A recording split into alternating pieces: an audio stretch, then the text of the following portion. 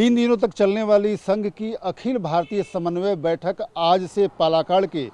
मैं जहां मौजूद हूं इसी कैंपस में शुरू हो गया है। और आज ये अहेलिया का जो कैंपस है, यहां पे संघ के तकरीबन 320 अधिकारी बैठकर चिंतन मनन करेंगे कि अगले कुछ सालों में, कुछ महीनों में संघ की क्या रण योजना हो सकती है, क्या योजना हो सकती है, क्या भूमिका हो सकती है और बीजेपी के साथ पार्टिकुलर किस तरह के संबंध, संपर्क और उसके साथ रिश्तों में कैसे सुधार लाया जाए, इन तमाम विषयों पर चर्चा होनी है। इस बैठक में तकरीबन 230 जो सदस्य हैं वो संघ के उन 32 जो अनुसांगिक संगठन है उसके हैं और 90 लोग जो हैं, 90 जो पदाधिकारी हैं वो संघ के अपने पदाधिकारी हैं, जो उसके एग्जीक्यूटिव मेंबर्स हैं और वरिष्ठ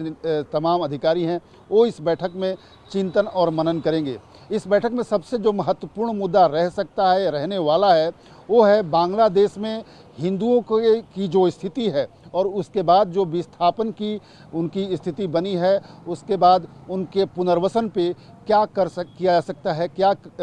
कर सकती है सरकार, इन तमाम विषयों पे चर्चा हो सकती है। इसके साथ ही बीजेपी के साथ उसके जो संबंध है, जो पिछले दिनों थोड़े खटास की चर्चा थी, उसमें कैसे बेहतर और उसको बनाया जा सकता है, इस पर चर्चा हो सकती है। और ये भी चर्चा हो सकती है कि बीजेपी के आगामी जो अध्यक्ष का चुनाव है उसमें किस तरह से बीजेपी आगे बढ़े और उसकी प्रक्रिया जो पूर्ववत होती रही है वैसा होगा या पिछले कुछ सालों में जो उसमें परिवर्तन हुआ है वैसा होगा। तो इन सब विषयों पे भी चर्चा हो सकती है। इसके साथ ही बीजेपी लगातार संघ से प्रचारक मांग रही है, जो उसके यहाँ संगठन मंत्री की भूमिका में रहते हैं। विगत कुछ सालों में बीजेपी को संघ ने प्रचारक नहीं दिए हैं, तो संभव है कि इस बैठक में उस मुद्दे को भी उठाया जाए। बीजेपी अध्यक्ष जेपी नड्डा की कल रात मोहन भागवत जो संघ प्रमुख हैं उनके साथ मुलाकात भी हुई है। तो ये पहली मुलाकात है जो लोकसभा चुनाव के बाद जो स्थितियां उत्पन्न हुई हैं उसके बाद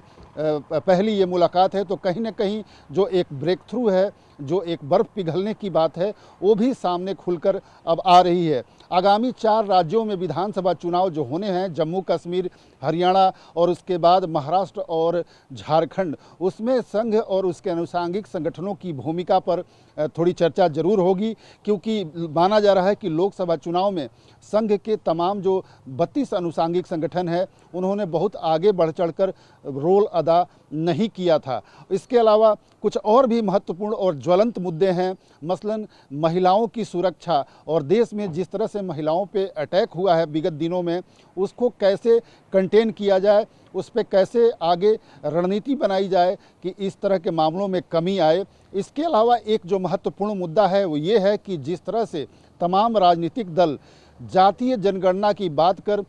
लोगों को आपस में तनाव पैदा करना चाहते हैं, समाज में तनाव पैदा करना चाहते हैं, संघ उससे बहुत ज़्यादा चिंतित है। संघ को ऐसा लगता है कि इससे हिंदू वोट बैंक में बंटवारा होगा और इससे जो एंटी हिंदू सेंटीमेंट है उसको फ़ायदा मिलेगा। तो इसको कैसे रोका जाए, इन पूरी परिस्थितियों को लेकर भी इस बैठक में चर्चा होगी और तमाम अनुसांगिक संगठन, बीजेपी सहित सभी अनुसांगिक संगठनों को आगे बढ़ने कर इसको कैसे दूर किया जा सकता है, इसको कैसे इससे निजात पाया जा सकता है, इन तमाम विषयों पर चर्चा होगी। अंत में जो महत्वपूर्ण बात है कि संघ का शताब्दी वर्ष इस साल से शुरू हो रहा है और दशहरा के साथ ही संघ शताब्दी वर्ष शुरू होगा, तो साल भर मनाए जाने वाले तमाम कार्यक्रमों और उत्सवों के बारे में भी चर्चा होगी जो संघ से जुड़े हुए उसके तमाम अनुसांगिक मनाएंगे।